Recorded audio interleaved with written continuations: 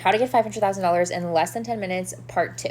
So this is especially good if you want to be an entrepreneur. But the best startup accelerator in the world is Y Combinator, and they have a standard deal where they will invest $500,000 in exchange for 7% of your company. I got into Y Combinator in 2022, and they give you this $500,000 after just a 10-minute interview. So I did a part 1 where I talked about the application process, which is the written application. And now I'm going to talk about the actual interview, which is only 10 minutes. Basically, during this 10 minutes, they will ask you a variety of these questions, which you can find on Reddit under r/Y Combinator. But the key is to answer these questions concisely and directly and confidently. Paul Graham, who's one of the co-founders of YC, actually has an essay called Writing Briefly, where he talks about the importance of communicating things concisely. And I really think that Y Combinator abides by this logic. If you can't think clearly and concisely and express that clearly and concisely, then how will you be able to build your business, know what you're building, have direction, etc.? That's one thing to keep in mind as an ethos when you're doing the interview. But secondly, you should practice the interview beforehand with YC founders. If you don't know about tech Twitter yet, the way to find YC founders is to get on Twitter, follow people in tech, and then start tweeting things that you've done, projects you've worked on. If you don't want to tweet, you can just start DMing people. Tech Twitter is actually a really crazy community where people are really wanting to help each other out, and they're literally all just sitting on Twitter and they tweet at each other. So if you don't know about it, definitely get on tech Twitter. Lastly, during the interview, don't be scared if they just cut you off. A lot of partners are known to do that, but it's because they only have 10 minutes and they do so many of these interviews, they have to move quickly. And how you respond to being cut off and how you respond to questions that you might not know the answer to is really telling as well, so be prepared for that. I have 2 YouTube videos on what it was like and how to get in. Check out my YouTube channel to watch more.